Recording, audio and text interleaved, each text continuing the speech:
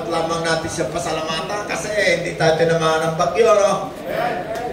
Hindi natin alam kung ano yung balita mamaya sa mga nasalanta.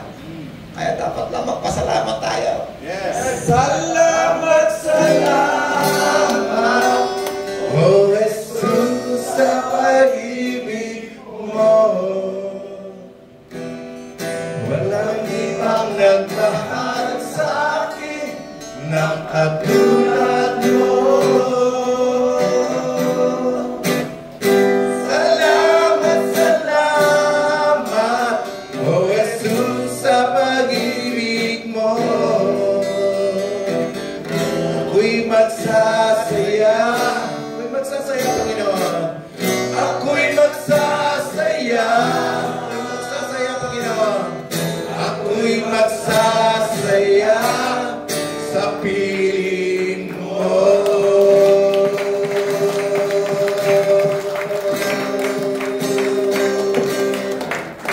Hallelujah. Thank you, Jesus. Upo na tayo.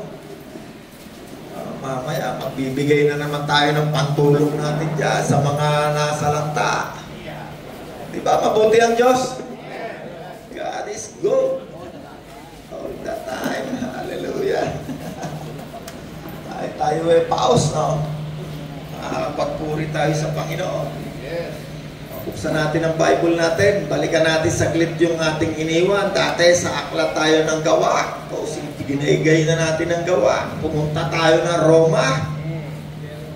Doon sa Rome. Nakarating tayo ng Rome. Mamaya, pupunta naman tayo ng unang Korinto, ikalawang Korinto. Ayan, libro-libroin na natin yan. Babaybayin natin. Puntahan natin yung huling iniwan natin doon sa aklat ng Roma. Roma chapter 9 verse 10. Tayo, ano pa huli natin ngayon sa inyo, no? Parang sa 6, maganda. Umpisa natin sa 6. Roma 6:15. Yan, tingnan muna natin dyan. Roma 6:15. Yeah. Ngayon, malaya na ba tayong magkasala dahil wala na tayo sa ilalim ng lumang kautusan ni Moses? Yeah. Hindi. Yes. Kundi nasa ilalim ng kagandahang loob ng Diyos, hinding-hindi. Anong iniwan natin doon sa aklat ng Roma? Sabi ng Roma, wala na tayo sa ilalim ng kautusan ni Moses. Nasaan na tayo? Nasa ilalim na tayo ngayon ng grace, kagandahang loob ng Diyos. Grace, Tagalog yung grace. Habag? Biyaya. Wala na tayo sa ilalim ng lumang kautusan ni Moses na andoon tayo sa ilalim ngayon ng grace. Biyaya. Yes. Hindi na natin kailangan sundin yung napakaraming utos doon. Yung mga utos na kung ano-ano. Ano tayo ngayon? Nasa ilalim ng awa, biyaya, grace, kagandahang loob. Ang kaligtasan natin ay dahil lamang sa kagandahang loob ng Diyos. Hindi natin pinagtrabahuhan. Di pa sa aklat na Roma. Roma. Talon tayo, talon na. Iwan natin masyado yan. Roma 9:30. Ano ngayon ang masasabi natin? Ang mga hintil na hindi nagsikap na maging matuwid sa harapan ng Diyos ay itinuring na matuwid sa pamamagitan ng pananampalataya. Yes. Paano tayo itinuring na matuwid? Sa pamamagitan ng pananampalataya. Ngunit ang Israel naman ay nagsikap na maging matuwid sa harapan ng Diyos sa pamamagitan ng kautusan ni Moses ay nabigo. Yes.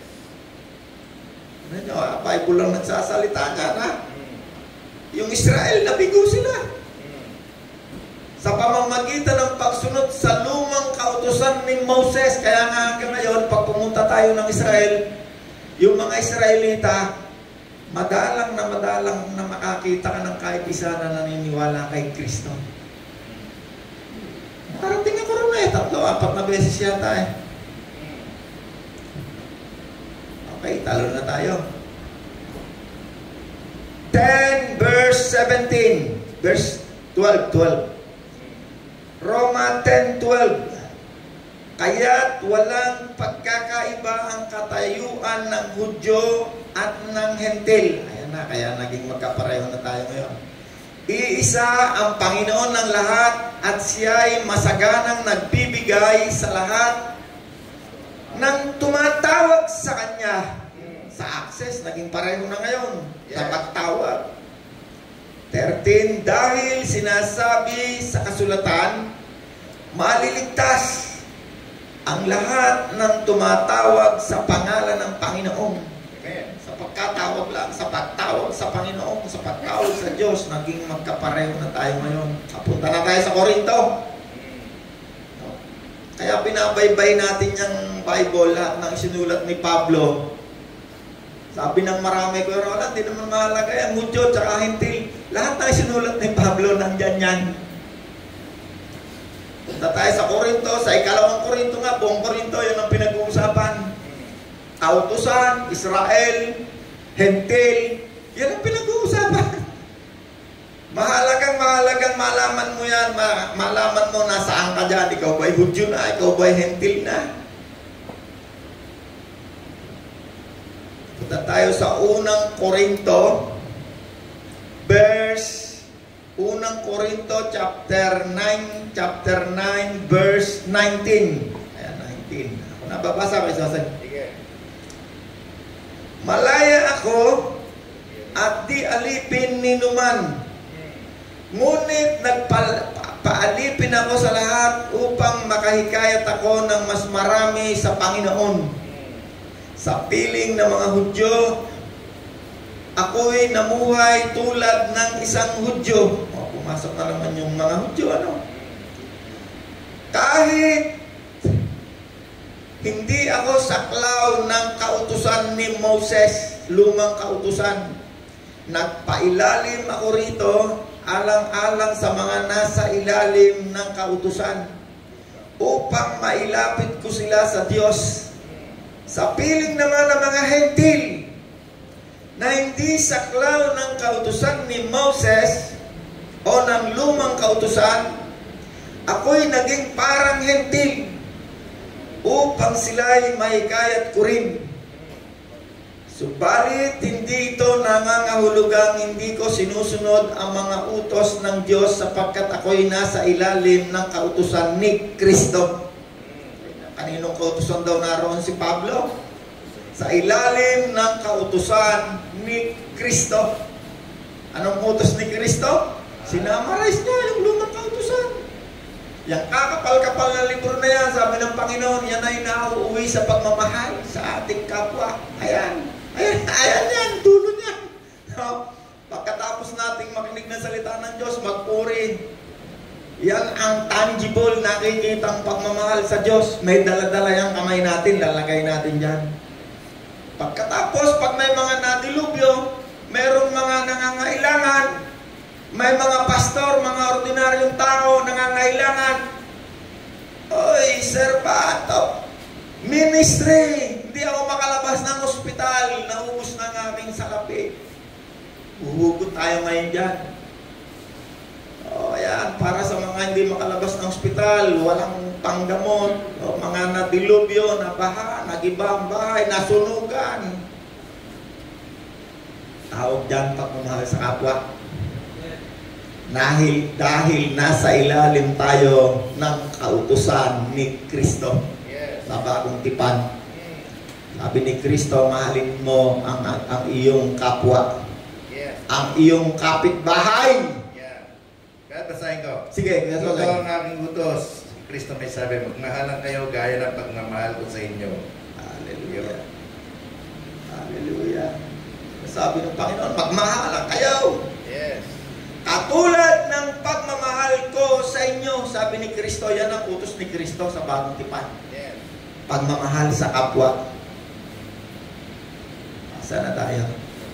kautusan ni Kristo, sa piling ng mahina, ako'y naging parang mahina rin. Upang mahikayat ko sila, ako'y nakibagay sa lahat ng tao, upang sa lahat ng paraan ay makapagligtas ako ng kahit isa man lamang. Yeah. Punta na tayo sa ikalawang Korinto. Unang Korinto, ikalawang Korinto, Roma, Gawa. Lilinawin, nililinaw. Nasaan tayo? Lumang kautusan o bagong tipan? Tayo ba Israelita? Tayo ba Hentil na mananampalataya? Anong utos sa lumang tipan? Anong utos ngayon sa bagong tipan? Yan ang ating topic. At yan ay nandyan sa lahat ng isinulat ni Pablo. Hindi yung kukuha tayo sa lumang tipan, ituturo dito ngayon. Yan ang ginagawa ng pangkaraniwang mga tradisyonal na mga tagapagturo. Ang tawag ko doon minudo ba? Chachapstickin nyo sa lumang tipan yan.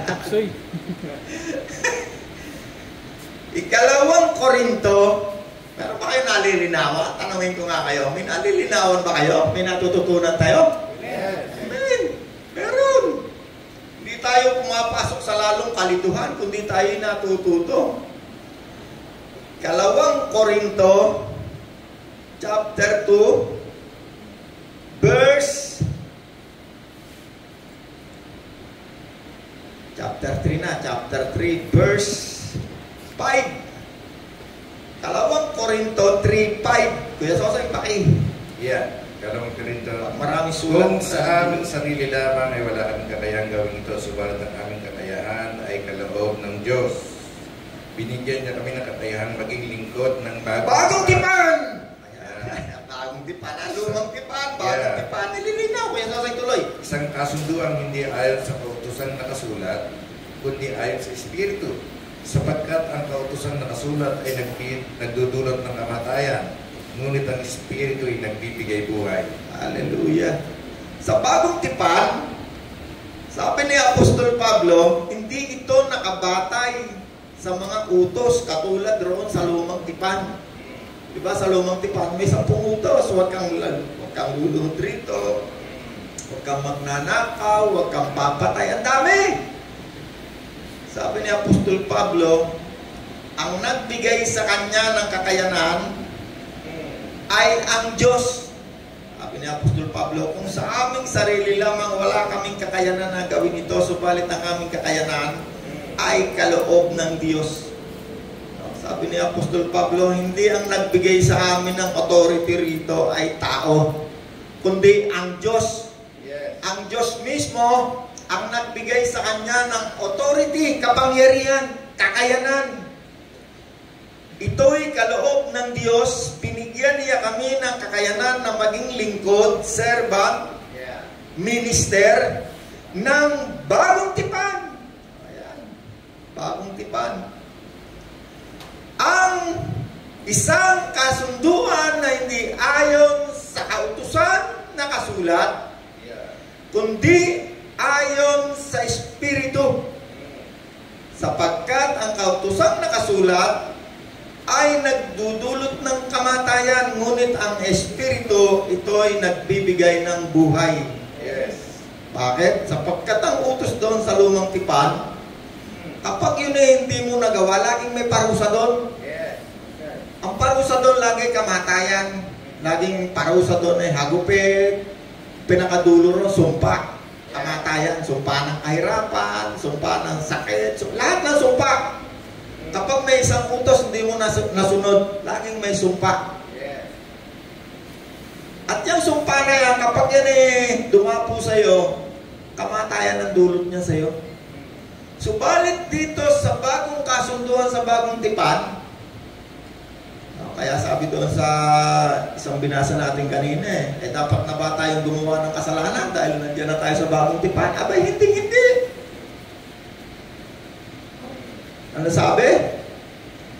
Isang kasunduang hindi ayon sa kasulatan. O sa 4 na tayo. Kalawang Korinto 4 verse 1. Dahil sa habag ng Diyos, Grace, kagandahang loob, biyaya, dahil sa biyaya. Binigay niya sa amin ang paglilingkod na ito. Yes. Habag, awa. Kaya hindi humihina ang aming loob. Tinalikuran namin ang lahat ng lihim at kahiyahiyang gawain. Yan, sa bagong tipan, yan. Hindi kami nang loloko ng mga tao at hindi namin pinipilipit ang salita ng Diyos. Sa halip, hayag naming ipinapangaral ang katotohanan, kaya't maaari kaming suriin inuman sa harap ng Diyos. Kung may talukbong pa, magandang balitang ipinapangaral namin, ito'y may talukbong lamang sa mga napapahamak, hindi sila sumampalataya, sapagkat ang kanilang pag-iisip ay binulag ng Diyos ng kasamaan sa daigdig na ito, upang hindi nila makita ang liwanag ng magandang balita tungkol kay Kristo. Hallelujah. Tingnan nyo, ano? Ano raw meron sa paglilingkod sa bagong tipan? Hindi pinipilipit ang salita ng Diyos, hayag, diretso. No, kapag nagturo, hindi yung maraming tawag dito, palabok, yung libadura, pampaalsa, pampatamis, pampaganda ng itsura. Pagkatapos, maya-maya, bubuksan yung wallet nyo. Totoo yan. Anak ko, babasahin sa iyong Malakay. Ubuksan ng langit kay Reggie. Ganyan ang mga turo ng mga tradisyonal na tagapagturo, pinipilipit ang salita ng Diyos. Yan yung sinasabi ni Apostol Pablo. Sabi niya, dito sa bagong tipan, hayag kaming nagtuturo, pwede nyo kaming suriin, sabi niya. Dito sa mga nagtuturo ngayon, di mo pwedeng tanongin. Ay, babalibakin ka ng mikropono. Di mo pwedeng tanongin. Bubuksan ng langit. Pag binigay mo yung ikapo. Pero di mo pwedeng tanongin. Si Abraham nagbigay ng ikapo. Di mo pwede silang questionin.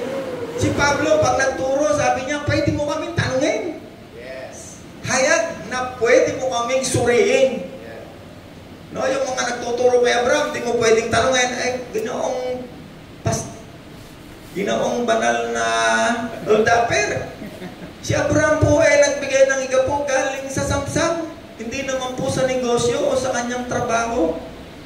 Di mo pwedeng tanungin, babatuhin ka ng mic. Huwag mo anong question ng Diyos. Kanya, sasabihin sa'yo. May natututunan tayo. Ikalawang Korinto 8 verse 11. Kaya sasabihin, paki. Yeah, verse 12. 11. 11 niya. Kaya tapusin na ninyo ito, ang sigasig ninyo noon sa paghahangat ay tumbasan ninyo ng sigasig na ayon sa inyong makakaya. 8, 11, kaya sasabihin. Sige. Sapagkat kung may hangaring magbigay, tatanggapin ng Diyos ang inyong kaloob ayon sa inyong makakaya at hindi ayon sa hindi ninyo kaya. Hallelujah. Yeah. Tignan nyo, paano tayo pagdating sa pera. Ano sabi ni Apostol Pablo? Pag hindi nyo kaya, huwag kayong magbigay. Ang ibigay nyo lang yung kaya nyo. Yes. Kaya nga tayo, every Monday, magkano binibigay natin yan? Minsan, may nakikita ko, may nagbibigay ng piso, mayroong 20 pesos. Bakit? Yun ang kaya eh.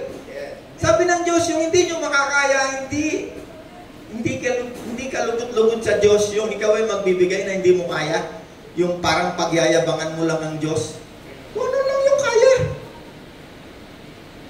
Ayon sa inyong makakaya at hindi sa ayon sa hindi ninyo kaya. Tignan mo, kalinaw-linaw naman yung Tagalog yan. Hindi naman English yan eh. O ano, intindi mo dyan, Kuya Edwin? Hinihingi ba ng Diyos yung perang panghulog mo sa bahay? Yung pampaaral mo sa anak mo, pambigay mo sa... Hindi. Yun lang kaya nyo, yung maluwag sa loob. Tama ba yun? Urong tayo, 8 verse 2. Yeah. Dumana sila ng matinding kahirapan at ito'y isang mahigpit na pagsubok sa kanila. Okay, merong mga taong naghihirap. Yes.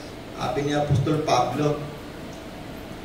Ngunit sa kabila ng kanilang paghihikahos, masaya pa rin sila at bukas palad sa pagbibigay. Nakita ninyo, Sabi ni Apostol Pablo, kahit yung mga nag-iikaw, pwede pa rin magbigay. Bakit? Masaya pa rin. Bakit? Hindi naman kinukuha sa kanila yung kakainin nila mamayang tanghali. Hindi naman kinukuha eh. Anong kinukuha sa kanila? O, tingnan nyo ha. Ngunit sa kabila ng kanilang pag-iikawos, masaya pa rin sila at bukas palad pa rin sa pagbibigay. Sila ay kusang loob na nagbibigay. Hindi lamang sa abot ng kanilang kaya, kundi higit pa. Ayun, humigit pa. Tingnan nyo, kung ikaw ay si Kristo nasa puso mo, kahit ikaw ay nag-iikawas, kumisan, kahit nga higit pa, binibigay mo pa. Yes. Oh. Ako nga, nung nag-umpisa ako magbigay, hindi ako ganito eh. Puro sa talakmak pa nga utang ko nun eh. Nagbibigay ako sa Diyos. Kuminsan, pati nga yung kakainin namin prutas, binibigay pa eh. Ano, hindi ibig sabihin, lahat ng pagkain, binibigay. Kami noon, nung araw, natuto ko magbigay. Yung kakainin namin, umpis na merong prutas, hindi namin binibili ng prutas. Bakit? Higit pa sa aking makakaya.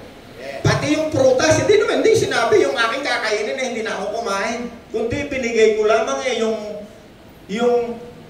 yung prutas na dapat meron pang prutas sa mga anak ko, tinanggal ko muna. Bakit?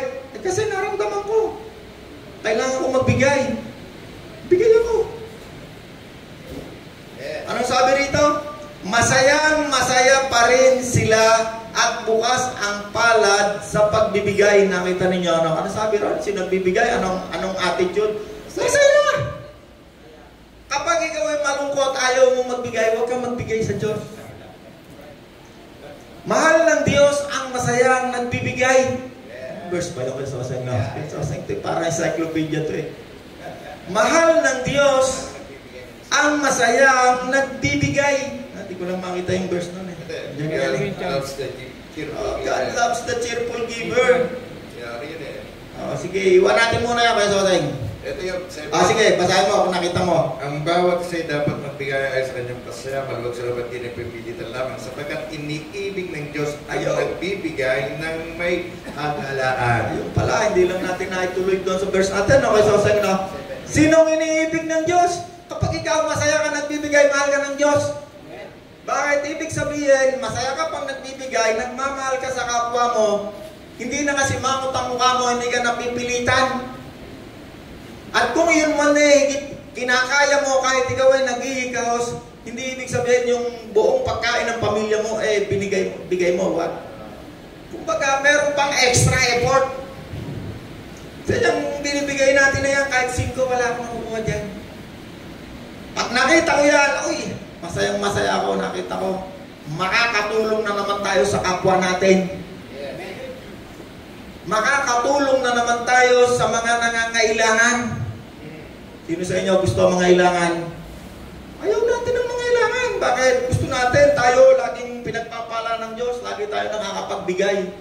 Bakit? Mas papalad tayo ng bibigay kaysa tumatanggap. Tama ba, Sir? Kahit pastor yan, pag sinabi niya, Kuya Roland, ang pakoy na, pare, wala na akong pera, pwede bang tulungan niyo ako dyan? Mas papalad tayo kay pastor. Bakit hindi tayo nabalian ng paa?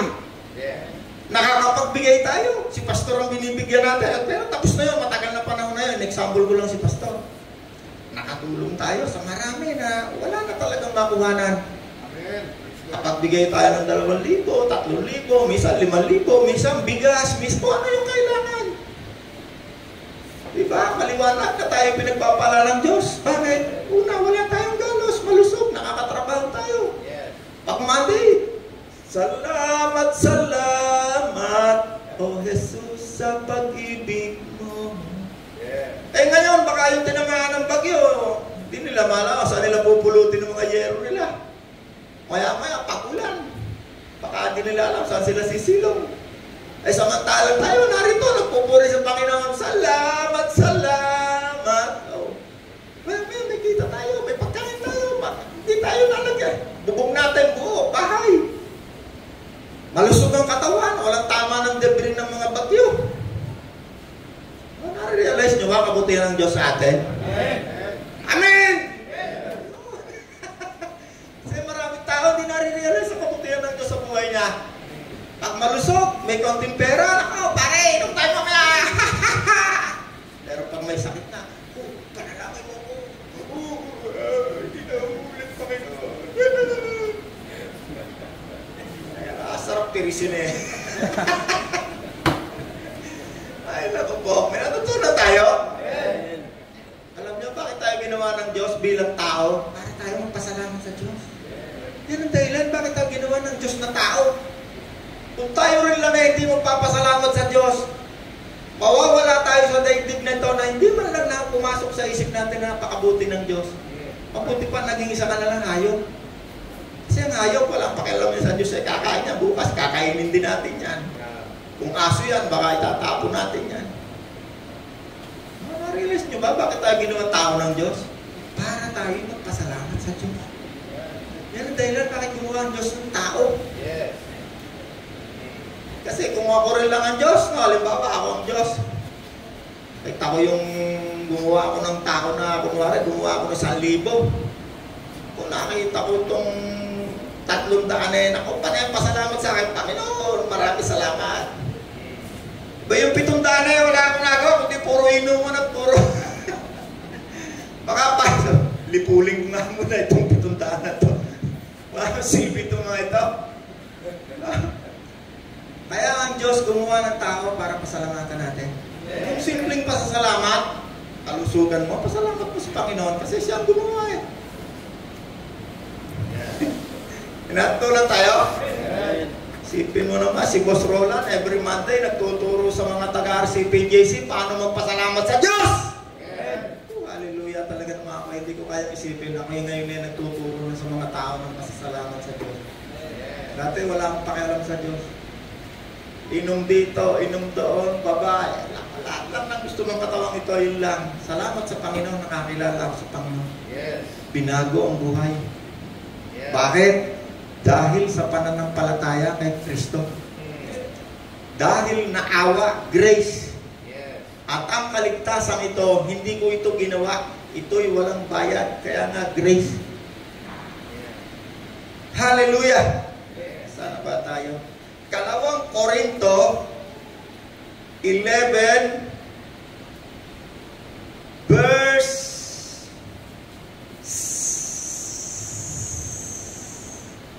3. 11:3 nga ba ito? 13. 11:13. Yes, Jose, paki. Ang mga yan ay huwad na apostol, madadayang manggagawa na nagpapanggap ng mga apostol ni Kristo.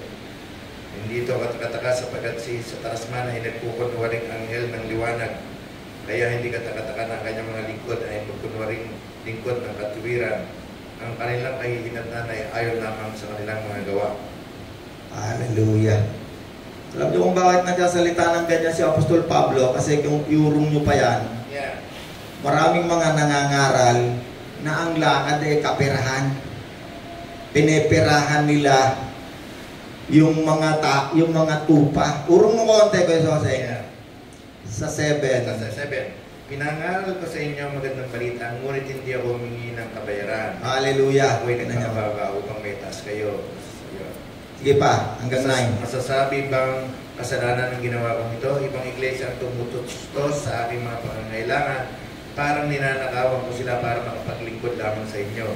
At nang ako'y kapusindihan, hindi ako naging pabigat kanina man sa inyo. Sapagkat dinalhan ako ng tulong ng mga kapatid sa Macedonia. Iniiwasan ko at patuloy kong iwasan na maging pabigat sa inyo sa anumang paraan. Hallelujah. Si Apostol Pablo, pag yan ay nangaral, hindi yan kukuha sa inyo ng salapi para maging pabigat kanino man sa atin. Kapag ang tunay na lingkod sa bagong tipan ay nangaral, sabi ni Apostol Pablo, hindi ako katulad ng mga nagkukulawang mga apostol para lamang ang mga tao ay kuhanan ng salapi. Ano sabi niya? Ako'y nangangaral ng walang tinatanggap na kabayaran at hindi ako naging pabigat kanino man. Paulit-ulit niya sinasabi yan. Bakit? May mga tao na talagang nagmamahal sa gawain ng Diyos na sumusuporta kay Pablo.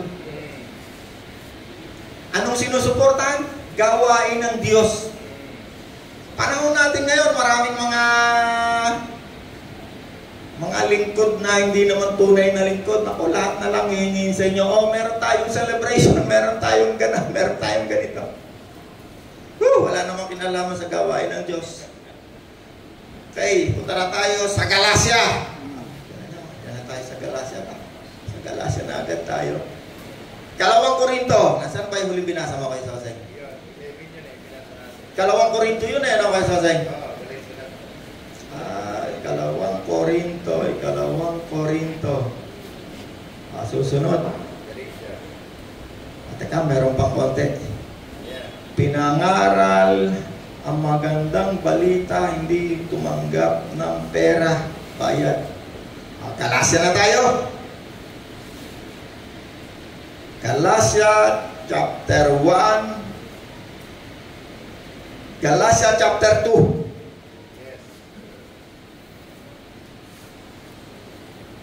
Galacia chapter 2 verse 1. Yan. Kuya Joseng, paki. Verse 1, chapter 2, verse 1 ng Galacia. Makalipas ang 14 na taon, muli ako pumunta sa Jerusalem kasama si Bernabe. Sinama ko rin si Tito. Bumalik ako sapagkat inayag sa akin ng Diyos na dapat ako pumunta roon. At pagtulong ako ng sarili na sa kinikilalang pinuno ng Iglesia at inilahad ko sa kanila ang magandang balita na pinapangaral ko sa mga hintil. Hallelujah! Ginawa ko ito dahil ayaw ko mawala ng kabuluhan ng aking ginawa at ginagawa pa. Kahit isang Griego ang kasama kong si Tito, hindi nila pinilit na magpatuloy ito. Kahit may ilang huwad na kapatid na nagtangka ng gayon. Nakihalubilo sila sa amin upang manmanan ang kalayaang taglay namin kay Kristo. Kita nyo yung binabasa natin na yan. Nandun din yan sa Aklat ng Gawa. Yeah. Yung pinanggalingan doon. Tinan nyo, ulit lang dito. Nais nila kaming maging mga alipin, hindi kami nagpaalipin sa kanilang kagustuhan kahit isang saglit upang maingatan namin para sa inyo ang tunay na kahulugan ng magandang balita. Okay, 4. Ngunit wala namang itinagdag sa akin ang mga kinikilalang pinuno doon sa Jerusalem, kundi ang ibinigay nga sa kanila dyan yung pinagtalunan nila at yung sulat na ating dating pinag-usapan. Hindi mahalaga sa akin kung sino man sila sapagkat walang tinatangi ang Diyos. Sa halip, kinilala nila na ang pinagkatiwala sa akin ang pangangaral ng magandang balita sa mga hentil. Mga hentil na naman ang pinag-uusapan. Ano? Pinagkatiwala sa akin ang pangangaral ng magandang balita sa mga hentil. Tayo yun, mga hentil. Ang ating apostol ay si Apostol Pablo para sa hentil. Yes. Tandaan nyo lagi, ano? Si Apostol Pedro, hindi yan ang apostol ng mga hentil. Si Apostol Pablo, ang apostol para sa mga hentil. Yes. Kung, nasa na ba ako? Verse 7, sa halip, kinilala nila na ang pinagkatiwala sa akin ang pangangaral ng magandang balita sa mga hentil, kung paanong ipinagkatiwala naman kay Pedro ang pangangaral ng magandang balita sa mga Hudyo. Ang linaw, ano? Tagalog, ano? Hindi naman tayo mga Inglesero. Ay, naman po. Alam nyo, ang salita ng Diyos, pag yan ay basahin mo, very simple, maintindihan mo. Pero gumamit ka ng ibang lingwahe, medyo magkakaroon ng kalabuhan na sa iyo. Ang Tagalog, yan ay para sa mga Pilipino. Yes. Kung paano ang Diyos ay nakapagpasulat kay Moses sa bato, palagay nyo, mahirap kaya ang Diyos ay magpasulat, magpa-translate lang sa wikang Pilipino? Yeah. Nakapagpasulat nga sa bato eh. Mahirap ba para sa Diyos na mayroong isang tao o 2 tao o 10 tao na sabihin, translate nyo nga yung Bible na yan sa Pilipino? Kasi ang Bible, pag yan pag hindi mo pinagtiwalaan yung Bible, sabihin mo, parang ako hindi tiwala dyan sa Bible na yan. Ang katulad mo yung isang iklog na may crack. Maya-maya bigla kang mababasa, hindi ka na magtitiwala sa Bible kasi marami kang nakikitang puno na hindi na totoo yung Bible kasi maraming tao hindi na niniwala sa Bible kasi hindi nila nakikitang totoo ang Bible. Meron silang crack. Ang mga Muslim, tanongin mo, sabihin sa'yo, hindi totoo yung Bible nyo. Bakit? Kasi ano-anong salin ginawa nyo. Bakit ang banal na espiritu hindi makapagpasulat? Ng translation lang. Nagpasulat nga nga sa bato eh. Di ko alam paano pinasulat eh. Baka ganun lang, kusang lumilipad yung bato. At hindi lang si Moses ang pinagkatiwalaan ng Diyos magsulat ng mga sulat. Maraming propeta pinasulat din ng Diyos. At yung mga sinulat ng mga propeta wala sa lumang tipan. Ang Panginoon mismo nagko-quote sa mga sinulat ng mga propeta. Sabi ng Panginoon, sa dinami-dami ka ng mga may ketong sa Israel. No, ang Panginoon nagsasalita eh. Sabi niya, sa dinami-dami ng mga nagugutom sa Israel. Sa isang balo pa, pinapunta sa Serepta, pinapunta si Elias. Doon, sa napakalayang lugar na hindi sakop ng Israel. At dinami-dami ng may ketong sa Israel, isang general pa ang pinagaling. No? Sino yun, may Sosen? Si Gaaman pa. Anong pangalan kay Sosen? Naaman. At yung kumuha ng kanyang ginto ay isang Gahaman. Pangalan si Gihasi. Gahasi. Tignan mo, ang Panginoon ang nagkukwento ron. Sinulat ng propeta yung kinukot niya. Ang Bible yan ay totoo, wala diyang conflict. Yung binasa natin sa aklat ng Genesis, yun ay binabasa sa lumang tipan. Yung binasa natin sa Matthew, Lucas 1, binabasa natin din yan ng Revelation. Yung binasa natin sa aklat ng Gawa, na sinulat na mga kwento ng karanasan ni Pablo, inuulit-ulit niya rito. Walang conflict. Kumbaga, yung detalye ron, dinadagdagan sa kabila. Mas nagiging malinaw. Kaya ang tawag sa salita ng Diyos, ito'y kailangan mong dulangin o hukayin. Ibig sabihin ng dulangin, hukayin. Yung parang ginto na dinudulang, hinuhukay. Hindi yan pusong pupunta sa iyong kamay, kailangan ikaw yung magpupursue. Hahanapin mo siya, hukayin mo. At pag ikaw ay naghanap, sabi ng Panginoon, sigurado matatagpuan mo ako. Matatagpuan mo si Kristo, ang Panginoon. Okay. Taga-Galasya 1, Taga-Galasya 2, saan na tayo masasayang? 2 verse dito sa 4, sa 5, ngunit walang idinagdag sa akin ang mga kinikilalang pinuno. Hindi mahalaga sa akin kung sino man sila sapagkat walang tinatangi ang Diyos. Sa halip, kinilala nila na pinagkatiwala sa akin ang pangaral ng magandang balita sa mga hintil. At kay Pedro naman ang pangangaral ng magandang balita sa mga Hudyo. Ang Diyos na nagbigay ng kapangyarihan kay Pablo na mangaral sa mga Hudyo, ang siya rin nagbigay sa akin ng kapangyarihang mangaral sa atin na mga hintil. Nakita ni na Santiago at Pedro at Juan na mga kinikilalang haligi ng iglesia. Ano yan yung nandun sa Jerusalem, haligi. Ang kagandahang loob na ibinigay sa akin. Kaya kami ni Bernabe ay buong puso nilang tinanggap bilang mga kamanggagawa.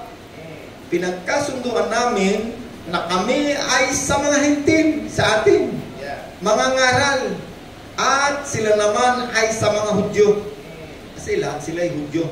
Si Pablo lamang ang pinili ng Diyos para pumunta sa mga hindi Hudyo, sa mga hintil.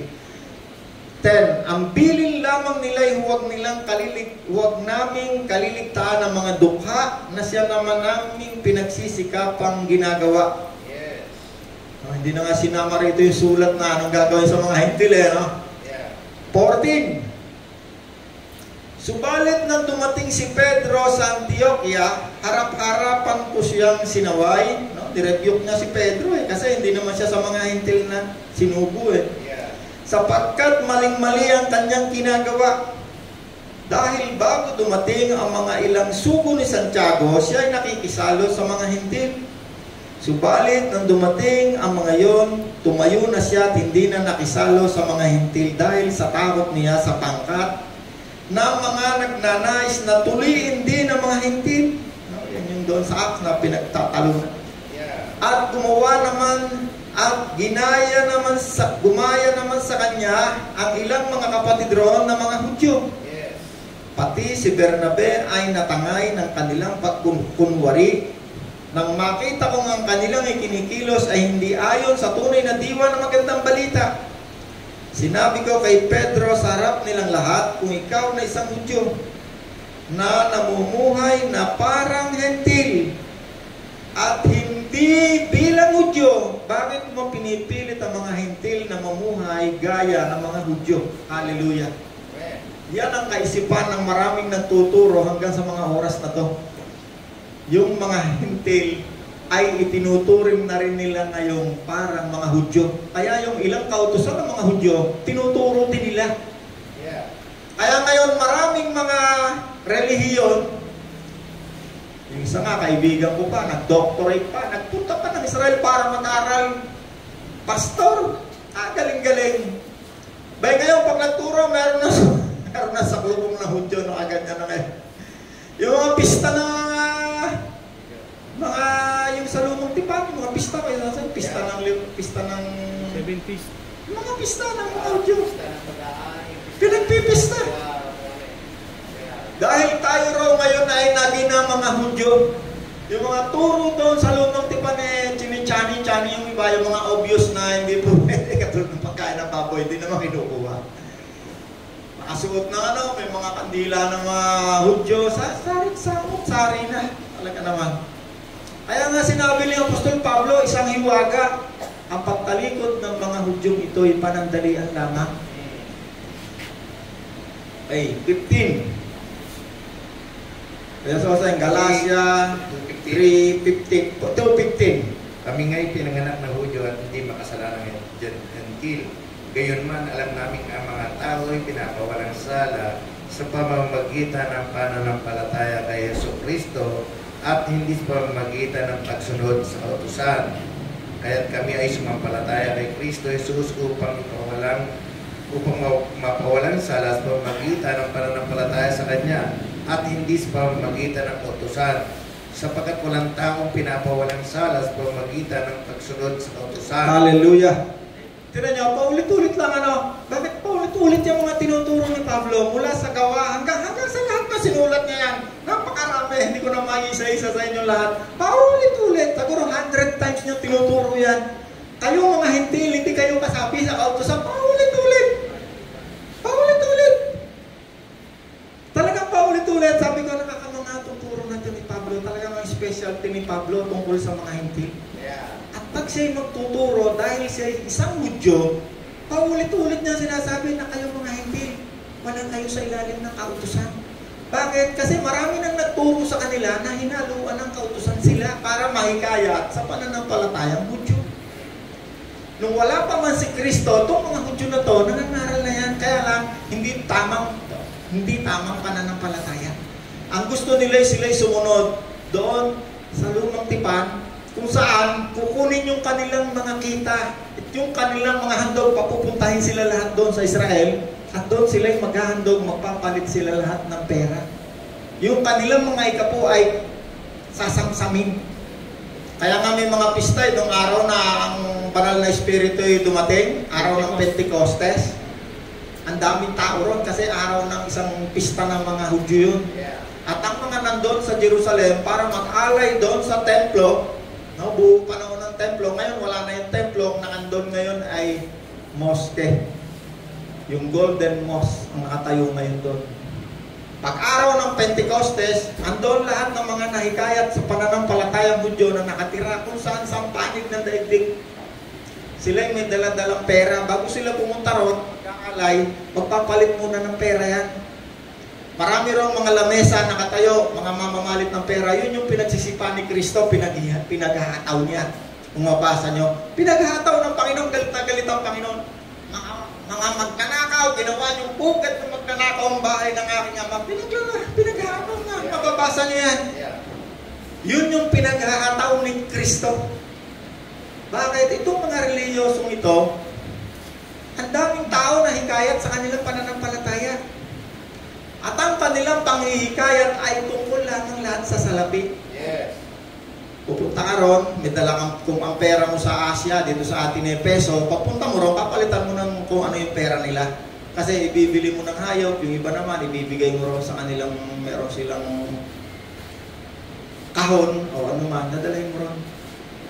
Ngayon, tayo mga mananampalatayang hentil, anong ginagawa natin? Meron din tayong kahon. Anong nilalagay natin dyan? Kung ano yung masaya puso natin. Maghahandog tayo sa Diyos. Ibigay natin yan. Kapag ikaw ay pupunta dyan, ibig sabihin, meron kang dalang handog sa Diyos. Sabi ng Diyos, ako'y nakatayo sa harapan ng handog. Tingnan nyo, testingin nyo. Pag meron kang dadalhin dyan, magbibigay ka, kahit 5 lang, kahit 5. Bago ka pumunta dyan, sabihin mo sa Diyos, bakit mo siya sasambahin? Kasi ang Diyos, sabi ng Diyos, sambahin mo ako sa Espiritu. Dali lang yun eh. Umawi tayo, sambahin natin ang Panginoon sa Espiritu. Hallelujah. Speaking in tongues. Dali lang. Puri ka sa Panginoon, kumanta ka. Samba. Ang mahirap gawin, yung sambahin mo siya sa katotohanan, yung may dala yung kamay mo. Magmamahal ka sa Diyos. Hindi yan pupunta sa bulsa ko, huwag kayong mag-alala. Kahit 5, hindi pupunta. Pupunta lahat yan sa mga taong nangangailangan. Kasi yung ibang mga nagtuturo ng salita ng Diyos, ako yung 10% ng lahat ng sweldo nyo na lahat yun. Nung nalaman ko yun, malis ako sa simbahan ko. High priest. Sabi sa akin ng Panginoon, wala nang ibang high priest kundi si Kristo. Hindi na pwedeng palitan kailanman. Nilalagay na naman yung sarili niya doon sa lumang tipan na mayroong high priest. Siya na naman yung high priest, lumang tipan na naman. Ay, naku po. Every time ako'y magbibigay para sa Diyos, sinasabi ko, Panginoon, sinasamba kita, mahal ko ang aking kapwa. Tutulong sa kapwa. Kasi ang utos sa bagong tipan sa ating lahat ng mga mananampalatayang hentil, pagmamahal sa kapwa. Sino ang kapwa na dapat nating tulungan? Okay, ito. Hindi lang yan para sa mga nabagyo na dilubyo. Kung meron kayong kapitbahay, meron kayong kilala, sa tingin nyo talagang wala nang matatakbuhan kaawa-awa na dilubyo, sabihin nyo sa akin. Bibigyan natin. Bakit? Hindi lang para sa atin yan. Para yan sa mga nadidilubyo at nangangailangan. Hindi lamang para sa anak ng pastor, sa pastor, hindi. Bagaman ng ating kakayanan, ang binibigay natin ay limitado lang, inaabot natin ang sinumang kailangang tulungan at bigyan ng tulong. Amen? May natutunan tayo ngayong gabi, ngayong umaga. Ikaw ang hari at tagapagligtas. Kalulong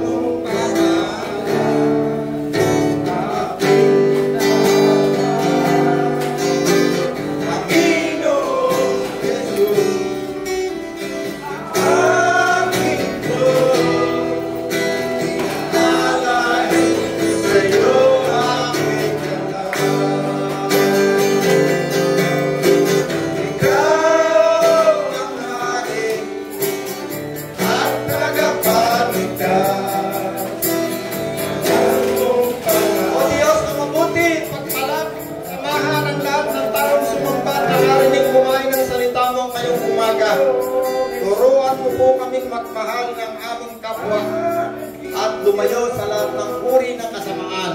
Salamat po, Ama, sa pangalan ni Jesus. Amen.